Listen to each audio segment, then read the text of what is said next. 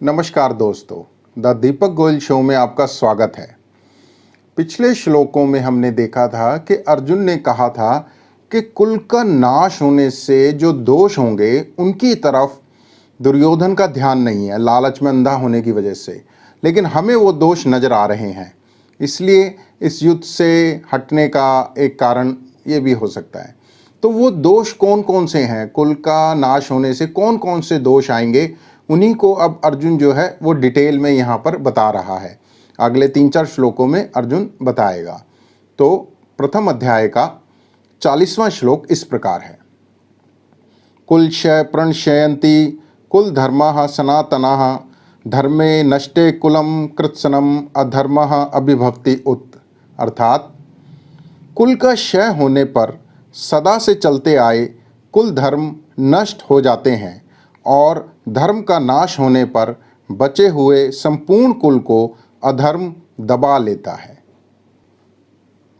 यहाँ पर अर्जुन कुल के नाश होने के कारण जो गंभीर परिणाम हो सकते हैं उनका उल्लेख अब शुरू कर रहा है कि क्या परिणाम हो सकते हैं।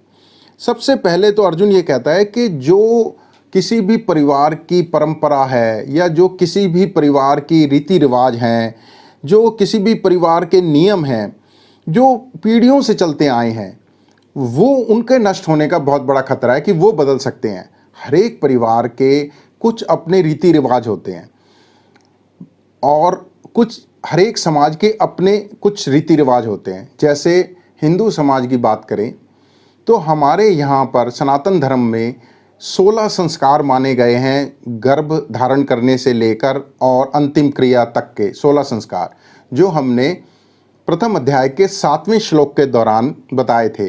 आप चाहें तो 7वें श्लोक पर जाकर उन 16 के 16 संस्कारों को दोबारा देख सकते हैं। पूरी हमने एक्सप्लेन करे थे कि कौन कौन से 16 संस्कार हैं। तो संस्कारों की ही बात कर रहा है अर्जुन कि अगर घर का मुखिया अगर मारा जाएगा युद्ध में और इस युद्ध में हजारों लाखों लोग मारे जाएंगे, हजारों लाखों परिवार जो हैं वो बर्बाद हो जाएंगे, रुल जाएंगे जिसे कहते हैं, तब उनकी जो पारंपरिक जो नियम रीति रिवाज चलते आ रहे हैं उनका पालन कैसे होगा? जब घर का मुखिया नहीं रहेगा तो घर में बेसहारा औरतें और बच्चे रह जाएंगे। आप ध्यान करें कि अर्जुन के समय की बात हो रही है ये। उस ज़माने में औरतें बहुत ज़्यादा घर से बाहर निकल कर काम नहीं करती थी। तो थोड़ा सा कॉन्टेक्स्ट को समझने की कोशिश करें कि वो क्या सोच रहा है। वो सोच रहा है कि घर का मुखिया ही नहीं रहेगा तो घर में बेसहारा औरतें, बच्चे और बुजुर्ग, अशक्त बुजुर्ग रह जाएंगे। तो जो घर के जो भी नियम कानून थे, जो भी अच्छी बातें घर में होती थी, जो भी संस्कार बच्चों को दिए जाते थे, वो कैसे निभाए जाएंगे? वो तो दूसरों पर बहुत ज़्यादा डिपेंडेंट हो जाएंगे। और जब आप किसी दूसरे पर डिपेंड हो जाते हैं तब आप अपने मन के बहुत सारी अच्छी बातें नहीं कर सकते जो आपका मन होता है करने का, या धीरे धीरे आप कंप्रोमाइज़ करने लगते हैं कि चलो इसकी कोई ज़रूरत नहीं, इसको छोड़ देते हैं। तो इस टाइप से धीरे धीरे गलत परंपराएं समाज में स्थापित होने लगती हैं और कुछ समय बाद वो नॉर्म हो जाता है कि ये काम तो ऐसे ही होता है। आप देखें कि पहले के ज़माने में या कुछ समय पहले भी बुजुर्गों की बहुत इज्जत होती थी हर एक घर में, और घर में कोई भी बात होती थी छोटी या बड़ी तो वो उनकी नॉलेज में लाई जाती थी, उनसे सलाह ली जाती थी और उनकी बात को माना भी जाता था। आज की डेट में ये चीज़ देखने को बहुत कम मिलती है। ये परंपरा अब बदलती जा रही है, ये परंपरा चेंज हो रही है। इसके समाज बदल रहा है, समाज बदलता है तो परंपराएं भी चेंज होती हैं। तो ये परंपरा तो हमारी आंखों के सामने ही चेंज हो रही है। अब बुजुर्गों का वो स्थान नहीं रहा घरों में जो किसी ज़माने में होता था। और ये कोई बहुत पुरानी बात नहीं है, कोई 5000 साल पुरानी अर्जुन के ज़माने की बात नहीं कर रहे हम। ये 150 साल में ही बहुत फ़र्क आया, आपने देखा होगा। अर्जुन यही कहना चाह रहा है कि जो हमारी परंपराएं हैं, हमारी रीति रिवाज है, हमारे जीवन मूल्य हैं, वो एक पीढ़ी से दूसरी पीढ़ी में ट्रांसफ़र होते हैं। वो एक पीढ़ी दूसरी पीढ़ी को दे के जाती है, समझा के जाती है। हम भी अपने बच्चों को बचपन से संस्कार देना शुरू करते हैं। आप एकदम नहीं किसी को कोई संस्कार दे सकते। अगर आप ये चाहते हैं कि आपका बच्चा भगवान की रोज़ पूजा करे तो उसको कहने से आप बच्चे को रोज़ पूजा नहीं करा सकते। हाँ, अगर आप रोज़ खुद पूजा करेंगे और बच्चा धीरे धीरे देख रहा है कि मेरे माँ बाप, मेरे दादा दादी डेली पूजा करते हैं, धीरे धीरे उसके संस्कार पड़ जाएंगे पूजा करने के। जब वो बड़ा होगा ऑटोमेटिक पूजा करनी शुरू कर देगा। या अगर आप चाहें कि आपका बच्चा आपकी इज्जत करे, आपका मान सम्मान करे, जब आप बुजुर्ग हो जाएं तो आपकी सेवा करे, तो कहने से नहीं कर पाएगा। ये चीज़ आपको ट्रांसफ़र करनी पड़ती है। जब आप अपने बुजुर्गों की सेवा करेंगे, उनकी ध्यान रखेंगे, उनसे पूछेंगे, आप जितनी सेवा उनकी करेंगे, जितना उनका ध्यान रखेंगे, तो आपका बच्चा भी उतना ही ध्यान रखेगा। अगर आप बाहर घूमने जा रहे हैं, खाना खाने जा रहे हैं, आज के ज़माने की बात कर रहा हूँ मैं, और आप अपने बुजुर्गों को, अपने माँ बाप को भी साथ लेके जाते हैं, तो आपका बच्चा भी कल को आपको साथ लेके जाएगा। वो सीखेगा धीरे धीरे कि हाँ भाई, मम्मी पापा को साथ लेके जाना चाहिए। और आप भी अगर उसको कहेंगे कि कोई ज़रूरत नहीं है, छोड़ दे, रहन दे, आप घर में कोई अच्छी चीज़ आई, आप घर में नहीं खा लो यार, कोई नहीं, उनको देने की ज़रूरत नहीं है, तो आपका बच्चा ही धीरे धीरे धीरे सीख जाएगा। फिर बाद में आपको बड़ा अफसोस होगा कि यार ये मेरे साथ ऐसा कैसे कर रहा है। तो संस्कार एक पीढ़ी से दूसरी पीढ़ी में धीरे धीरे ट्रांसफ़र होते हैं। लेकिन अगर संस्कार ट्रांसफ़र करने की डोर टूट जाए, घर का मुखिया ही ना रहे, घर बिखर जाए, कंप्रोमाइज़ में जीना पड़े, तो संस्कार बदलते चले जाएंगे, गलत परंपराएं भी शायद पड़ती चली जाएंगी, और वो धीरे धीरे नॉर्म हो जाएंगी, नॉर्मल हो जाएगा वो समाज में।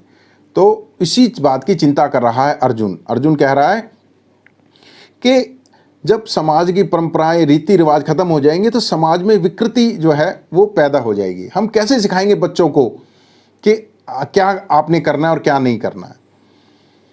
यहाँ पर अर्जुन एक बात पर और ध्यान दिलाना चाह रहा है। वो क्या दिलाना चाह रहा है कि अगर आप समाज में कोई बदलाव लाना चाहते हैं, तो अगर आप चाहेंगे समाज बदल जाए, या आप चाहें आपके घर वाले बदल जाएं, आपकी वाइफ बदल जाए, आपके दोस्त बदल जाएं, आपके माँ बाप बदल जाएं, और जब आप दुनिया को बदलने की कोशिश करते हैं ना, तो दुनिया नहीं बदलती, कोई भी नहीं बदलता। आप लाख कोशिश कर लीजिए, नहीं बदलता। लेकिन अगर आप अपने आप को बदलें सबसे पहले, तो आप देखेंगे कि दुनिया बदल जाएगी। खुद को बदलने से समाज बदलना शुरू होता है। तो यहाँ पर अर्जुन यही कह रहा था पिछले श्लोक में कि वो नहीं बदल रहे तो हम बदल जाते हैं, वो लड़ाई से पीछे नहीं हट रहे तो हम पीछे हट जाते हैं। तो अगर आप कोई बदलाव लाना चाहते हैं तो खुद को बदलना होगा। यहाँ पर अर्जुन इस बात पर स्ट्रेस दे रहा है कि एक एक आदमी के मरने से, एक एक परिवार के मुखिया के मरने से समाज में बहुत बड़ा बदलाव आ सकता है। वैसे अर्जुन नए नए तर्क निकाल रहा है। अर्जुन एक तर्क खत्म करता है तो दूसरा तर्क निकाल लेता है। अर्जुन के मन की इच्छा तो ये है कि किसी टाइप से वो इस युद्ध को, किसी टाइप से वो इस युद्ध से बच जाए, या ये युद्ध ना हो। और अर्जुन के पीछे हटने के लिए कोई रीजनेबल कारण जो है उसको मिले, ताकि उसको नाम पर ये बट्टा भी ना लगे कि पलायनवादी का उस पर एक मोहर लग जाए कि वो युद्ध डर के मारे छोड़ के भाग गया। वो डर के मारे नहीं छोड़ के जाना चाह रहा, वो ये चाह रहा है कि किसी टाइप से ये जो मार काट है, अपने ही कुल का जो नाश है, वो बच जाए। इसलिए वो नए नए तर्क निकाल रहा है। एक तर्क खत्म करता है तो दूसरा तर्क शुरू कर देता है। और वो चाह रहा है कि भगवान को अपने तर्कों से संतुष्ट कर सके, ताकि भगवान उसको कहें कि हाँ भाई तू सही कह रहा है और युद्ध ना कर। इसलिए अर्जुन कह रहा है कि अगर परिवार के मुखिया ही खत्म हो जाएंगे तो घर की ड्यूटी कौन निभाएगा, और घर की ड्यूटी नहीं निभेगा तो घर खराब होगा, घर खराब होगा तो समाज खराब होगा। तो इसलिए कुल का नाश होने से बहुत बड़े बड़े दोष आएंगे। लेकिन अर्जुन एक चीज़ यहाँ पर चूक कर रहा है, वो दूसरे की ड्यूटी तो याद उसको आ रही है कि हर एक आदमी क्या ड्यूटी है, लेकिन वो अपनी ड्यूटी भूल रहा है। वो क्षत्रिय है, क्षत्रिय का धर्म है लड़ना, क्षत्रिय का धर्म है कि जब सामने युद्ध आ जाए तो उससे पीछे ना हटे। लेकिन वो अपने धर्म को अभी याद नहीं कर पा रहा है। अभी वो देख रहा है कि क्या होगा क्या नहीं होगा।